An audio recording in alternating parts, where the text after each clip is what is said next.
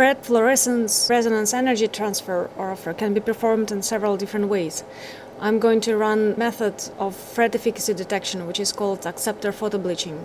This is my negative control actually. This is free YFP and free cyan, CFP, expressed in the leaves of Nicotiana bentamiana.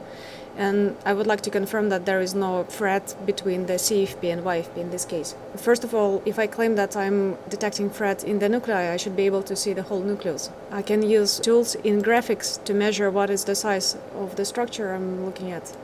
I select line tool, draw a line to have the longest axis of the nucleus, and then I can select the measurement checkbox here, and it tells me that this structure is approximately 9.02 micrometers. And I can make sure that this is a reproducible size. Okay, so the size of the nucleus is approximately from 6 to 10 micrometers. Now I don't need it anymore. In the channels, I can see what is the thickness of my optical section, and currently is 13.6 micrometers. This thickness will be set by the size of the pinhole. If I decrease the pinhole size, the thickness of optical section also decreases. I will keep it fully open to make sure that I will be able to see nuclei which are even bigger than this size. Acceptor photobleaching methods relies on differences in the intensities of donor, which in this case is CFP, and acceptor, which in this case is YFP, depending on whether acceptor is present or not. The idea is that the emission light of CFP is used as excitation light of YFP, and if this happens, I cannot detect very strong emission of CFP because it's immediately absorbed by the YFP protein. If I photobleach the YFP protein, it will not be able to absorb emission of the CFP, and in this case I will be able to detect higher intensity of CFP. So now I'm going to detect both CFP and YFP channels, and then I will photobleach YFP and see whether the signal in the CFP channel becomes stronger. Since I'm working with the quantitative intensities, I need to make sure that I don't have any oversaturated pixels in either channels. I will go to live, dimensions and range indicator, and obviously I have some in the YFP channel, and I need to get rid of them by, for example, pulling down the laser intensity or gain or offsets. I'm also detecting chlorophyll just for the fun of it, and in the CFP channel I have very few oversaturated pixels. That's okay. And I'm also detecting a transmitted light channel using this laser. Please note that you would like to detect donor and acceptor simultaneously, preferably simultaneously, but at the same time you don't want to have any crosstalk between yellow and blue channels. In the light path, I configured two different tracks, one for detection of CFP and another for detection of YFP. And then I asked the software to switch between tracks every line. This allows me to synchronize these two channels quite efficiently. So according to this configuration, the software will have 458 laser lights on, which will bounce off the main beam splitter of 458 nanometers and go to my sample, where it will excite the emission of CFP. And this emission will be detected, and detector Chi1 will catch this part of the spectrum and give me the intensities. The microscope will scan one line in my CFP channel and then switch to the track 2, where it will use laser line 514 and the same beam splitter, since it's applicable for both lasers. The laser will go to my sample in excite emission of yellow fluorescent protein, and then on the detector Chi S1 I will detect this part of the spectrum which corresponds to YFP, and this part of the spectrum will go to the Chi 2 detector, and then I will see chlorophyll. And this switching from track 1 to track 2 will happen every line. Again, this allows to synchronize the scanning quite nicely. If I would switch every frame, I will have to wait until the whole frame for CFP is scanned first, and then switch to the frame for YFP. This decreases the synchronization of the channels and adds aberrations to quantification of intensity changes. You need to make sure that there is no crosstalk between track 1 and track 2. One of the simplest way to do it is to switch off one of the lasers and then see if you can still detect signal here. You can see that there is absolutely nothing visible in my CFP channel, which means that light from YFP channel is not leaking into my CFP channel. And you can do the same for track 2. I will switch off the 514 laser for YFP, and when I start scanning, I will see that there is absolutely no signal in my YFP and chlorophyll channel, which means that no CFP signal is leaking into YFP channel. You don't actually need to have transmitted light image and the chlorophyll image. I'm scanning them because sometimes I use them for correction for XY drift. I'm using 3 different detectors, and I can adjust a master gain and all other parameters for each of the channels individually. This is a great benefit in using different tracks and different detectors. Okay, so now I made sure that my optical slice covers the whole thickness of the structure I'm detecting. I also made sure that there will be no oversaturated pixels while I'm scanning.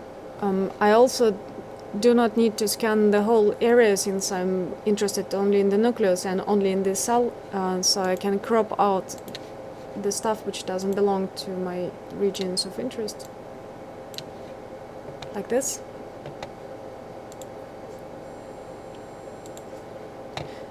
And now I'm ready to set parameters for photobleaching of acceptor of the YFP.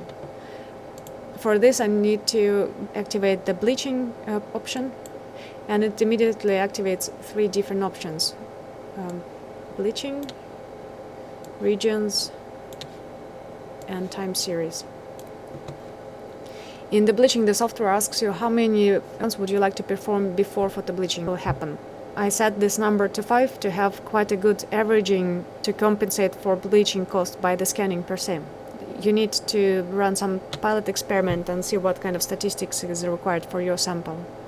The software offers you an option of repeating bleaching after a certain number of scans, but here I'm going to perform only one single photobleaching experiment, so I'm not activating this option.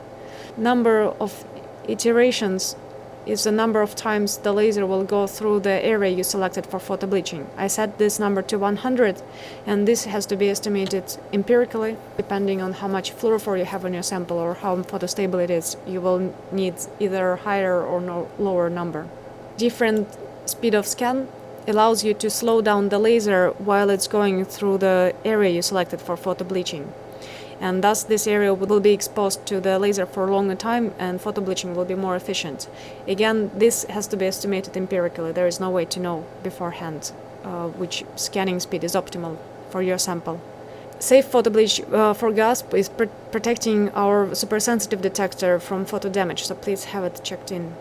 And there are also 2 additional options which I'm not going to select now. The software offers you also to use different laser lines for photobleaching. I'm going to photobleach YFP, so I'm going to use 540 nanometer laser line at 100% intensity.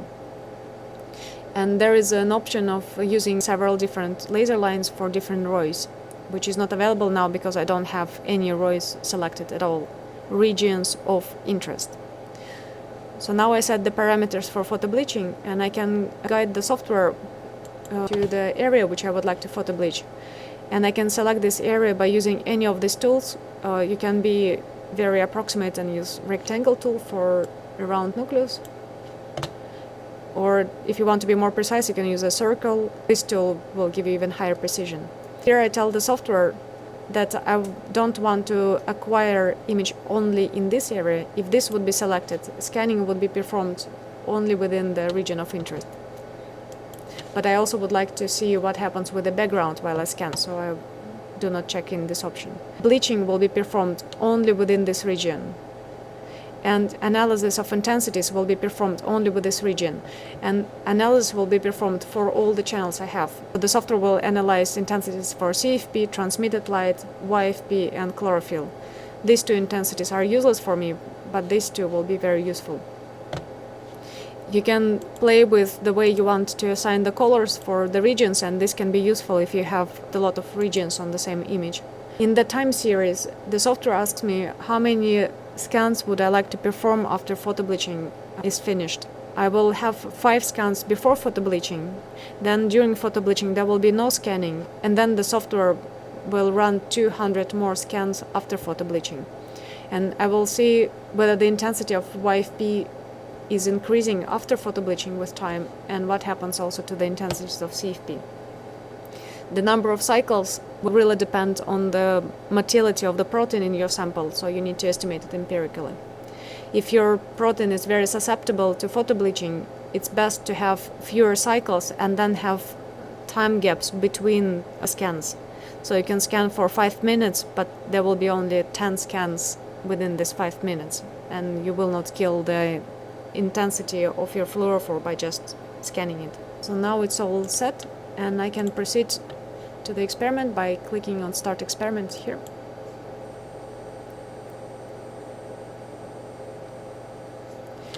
And in the gallery you can see that these were 5 scans I asked the software to perform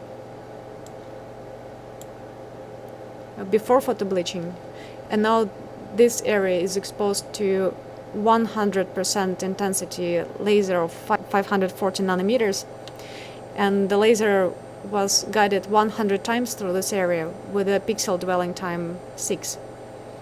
And there was no scanning during photobleaching here. And then the software proceeds to performing 200 scans, which I asked for in the time series. A new tab becomes available, which is called Mean ROI. You can track in the live mode what happens to the intensities in all channels which are selected here. I will deselect chlorophyll and transmitted light because they are not relevant to the analysis. Here you can see the intensities plotted for YFP and CFP channels for the 5 scans before photobleaching. Here the bleach started, and here it finished, and there was no scanning during this time, so the software just extrapolates intensities from the latest scan here and the first scan here. And there was quite a dramatic loss of the YFP intensities after photobleaching, while CFP intensity remained the same. In the table here you can see the time of scanning, and you can see intensities for my CFP channel, G1, T1, this one, and for my YFP channel, GS1, T2. And G1, T1 remained more or less the same throughout the scanning, with slight decrease of intensities, probably due to photobleaching caused by scanning. While in the YFP channel, I lost quite a lot of intensity. It was almost 45, and then after photobleaching it went all the way to the 10. And slowly free YFP diffuses from the cytoplasm back into the nucleus, and the intensity increases again. So after 2.7 minutes, I'm back to intensities almost 32. Quantification happens now in the region of interest, which I selected in the regions here. But if you would like to add some data about the background, you can select any region by using any of these tools here. And you immediately get the data plotted on the graph here and also in the table here. We'll remove my background rectangle. It's quite obvious what is going on in the cell already from this graph. The CFP intensity is slowly decreasing because I expose it to laser while scanning, and this decrease is linear and quite slow, while YFP lost most of its intensity upon photobleaching, and then the intensity slowly recovers with the new protein diffusing into the nucleus. If there would be a FRET fluorescence resonance energy transfer between YFP and CFP, The dramatic decrease of the YFP signal would immediately lead to increase in the CFP signal. Nothing alike can be tracked in the data. To be able to export this data, you just need to right-click on the copy table, click on it, and now all this data is in the clipboard and you can paste it into an Excel sheet.